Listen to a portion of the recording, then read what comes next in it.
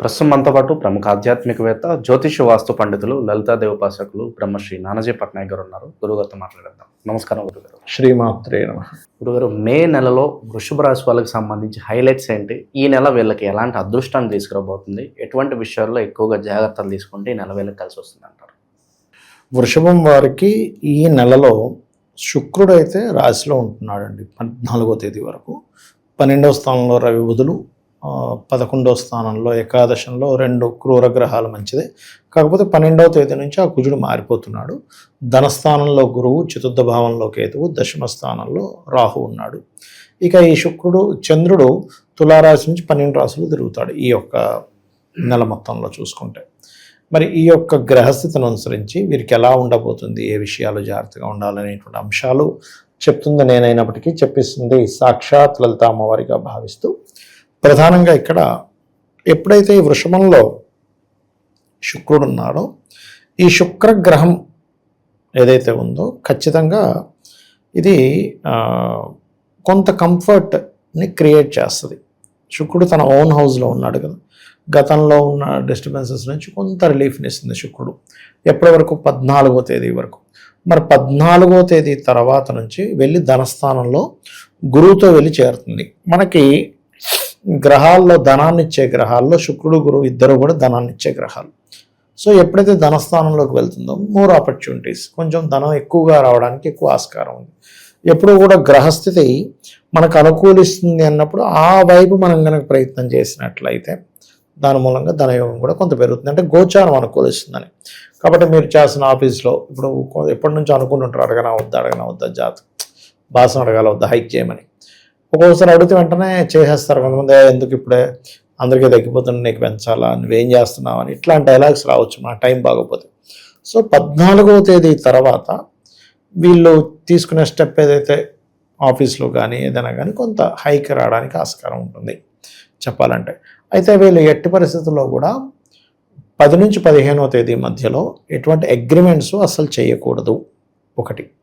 ఇక మరొక విషయం ఏంటంటే అన్నదమ్ములతో మాట్లాడడం, అగ్రిమెంట్స్ చేయడము, అన్నదమ్ముల మధ్య వచ్చే చిన్న మనస్పర్ధలు ఇలాంటివి కొంచెం ఉంటాయి. అంటే మనం ఏదో మాట్లాడుతుంది ఇంకో రాంగ్ వైపు వెళ్ళడం లాంటివి ఉంటాయి 10 నుంచి 15వ తేదీ వరకు. ఇది జాగ్రత్తగా ఉండాలి. ఇక ఆస్తుల స్థానం, ప్రాపర్టీ అనుకోండి, ఎడ్యుకేషన్ అనుకోండి, ఈ స్థానంలో కేతు ఉన్నాడు కాబట్టి మంగళవారము, ఆదివారము వీలైనంత మట్టుకు ఏదైనా కొత్త కోర్స్ తీసుకునే విషయంలో అనుకోండి, లేకపోతే ఏదైనా కొత్త ప్రాపర్టీ కొనుగోలు చేసే విషయం అనుకోండి, ప్రాపర్టీ డీల్ గురించి ఏదైనా మాట్లాడుకోవడం అనుకోండి, ఇటువంటివి అవాయిడ్ చేయడమే మంచిది చెప్పాలంటే. అయితే ఇక వీళ్ళకి కొంచెం రుణం కోసం చేసే ప్రయత్నం లభిస్తుంది చెప్పాలంటే కొంతవరకు. ఎందుకంటే లగ్నంలో శుక్రుడు ఉన్నాడుగా మొదటి 2 వారాలు కూడా. అండ్ అలాగే సంతానం కోసం చేసే ప్రయత్నం కూడా చూసుకున్నట్లయితే వీరికి సెకండ్ హాఫ్లో అంటే ఈ మే మాసంలో 3-4 వారాలు ఎక్కువ ప్రభావం చూపిస్తూ ఉంటుంది. అయితే లాభస్థానంలో 2 క్రూర గ్రహాలు ఉండడం అన్ని రకాల లాభమే, అందులో ఎటువంటి సందేహం లేదు. కానీ ఆ కుజుడు 12వ తేదీ నుంచి 12వ స్థానంలోకి వస్తున్నాడు కాబట్టి కాస్త 12వ తేదీ నుంచి మే మాసంలో కొంచెం ఒత్తిడి అలా కంపల్సరీ తప్పనిసరి మనం ఒక్కోసారి ఖర్చు పెట్టాల్సి వస్తుంటుంది చూసారా, అటువంటివి కాస్త ఎక్కువగా ఉంటాయి చెప్పాలంటే. ఈ కాంబినేషన్ అనేటువంటిది అది ఇస్తుంది పర్టికులర్గా చెప్పాలంటే. అలాగే మరొక విషయం ఏంటంటే ఇక్కడ గమనించినట్లయితే ఈ గ్రహాలు ఏవైతే ఉన్నాయో, ఇది మన ఈ కుజుడు 12వ స్థానంలో ఉండడం, ఏకాదశంలో శని మంచివాడే కొన్ని విషయాలకు, అందులో ఎటువంటి సందేహం లేదు. కాకపోతే ఈ శని ఎప్పుడైతే 11లో ఉంటూ కుజుడు 12లోకి వెళ్ళాడో ఇక్కడ కొంచెం ఉద్యోగ సంబంధించిన విషయంలో ఎక్కువ ఒత్తిడి, ఎక్కువ స్ట్రెస్ కూడా ఇస్తూ ఉంటాడు చెప్పాలంటే. మానేయాలి అనే ఆలోచనలు ఇస్తూ ఉంటాడు. అయితే ఈ 14వ తేదీ నుంచి బంధువర్గంలో వారిని ఏమైనా ఇష్టపడి, ఎందుకంటే ఈ సప్తమాధిపతి ఎప్పుడైనా 12లో ఉన్నప్పుడు, అది కూడా ఓన్ హౌసెస్లో ఉన్నప్పుడు కొంచెం ఇష్టపడిన వారిని వివాహం చేసుకోవాలి, అది కూడా బంధువర్గంలో వాళ్ళని, కొంత ఘర్షణాత్మకమైనటువంటి కొన్ని పరిస్థితులు ఏర్పడి తర్వాత ఇష్టపడిన వారిని వివాహం చేసుకోవడం జరుగుతూ ఉంటుంది. అటువంటి సంఘటనలు జరుగుతాయి ప్రధానంగా తీసుకుంటే కనుక. ఇక వీరికి ఉద్యోగ అవకాశాలు అయితే వస్తాయి, మార్పులు కూడా ఉన్నాయి చెప్పాలంటే. మరియు ఇంట్లోనే ఉండి కొన్ని వ్యాపారాలు ప్రారంభించుకోవడానికి కూడా 14వ తేదీ నుంచి అనుకూలంగా ఉంది. ఇక విదేశీ కంపెనీలు, ఆన్లైన్లో చేసే కొన్ని ఉద్యోగాలు, సాఫ్ట్వేర్ డెవలప్మెంట్స్, ఇట్లా కొన్ని ఉంటాయి చూసారు. అటువంటి ఉద్యోగ అవకాశాలు కూడా దశమ స్థానంలో రాహు ఉన్నందుకు ఖచ్చితంగా లభిస్తాయి. కాకపోతే ఇక్కడ ఉద్యోగంలో ఇబ్బంది తగ్గాలి, ఉద్యోగంలో కొంత స్ట్రెస్ ఎక్కువగా ఉంది, ఉద్యోగంలో మార్పులు కనబడుతున్నాయి, ఇంకో కొత్త ఉద్యోగం రావాలి అంటే కనుక ఓం మాణిక్య మకుటాకార జానుద్వయ విరాజితాయ నమః చేసుకోవాలి.